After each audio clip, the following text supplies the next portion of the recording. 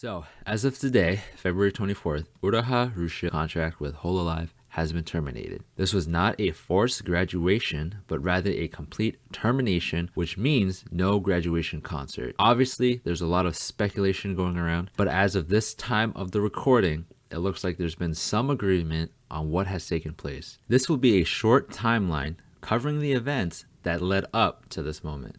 On February 10th, Rushia did a GTA 5 online collab with Miko, in which there was a sudden Discord pop-up message that appeared midstream from Mafu Mafu, a famous Japanese singer, which said, "I just finished streaming, gonna go home now, Mi-chan."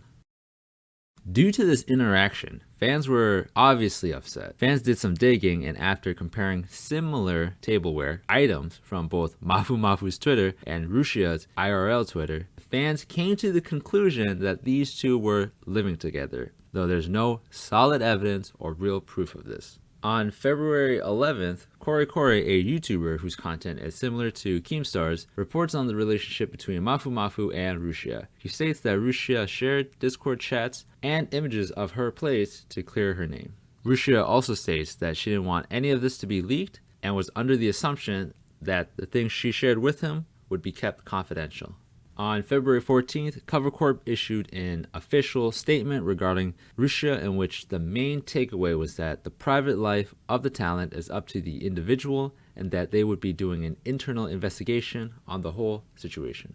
And finally, on February 24th, Cover Corp issues another official statement, which is the termination of Rushia, in which the main takeaway here was that she violated her contract with Cover Corp by leaking sensitive information. I'll link both official statements so that you can read it in greater detail. So these will be my thoughts. First off, I want to talk about idol culture in Japan. From what I've seen, it can get really bad. A famous example I can think of was when an AKB48 member named Minami, back in February 2013, did an apology video with a shaved head because she was caught dating. I can see why Rushia would want to clear her name in that type of way. If she was a solo indie VTuber, I think that type of action would have been okay. Could have solved the problem pretty well, but because she's tied to a contract and tied to a company, Cover Corp's priority is protecting their talents at all costs, so leaking any information in regards to themselves is obviously a no-no. It's easy to point fingers either at Coco for leaking the information even when Rushia told him not to, or at Rushia herself for not waiting for Cover Corp statements. Maybe she felt that Cover Corp might not take her side, and she felt maybe that she was up against the wall. There's a lot of what ifs. Honestly, I'm so sad that we won't see a proper graduation from such a talented idol, a really pivotal idol too. But from what I can see, she's already looking to go solo soon. If you follow a certain YouTuber, they'll have links to her new channels on Twitter and other online information. But like many others, this is a sad time.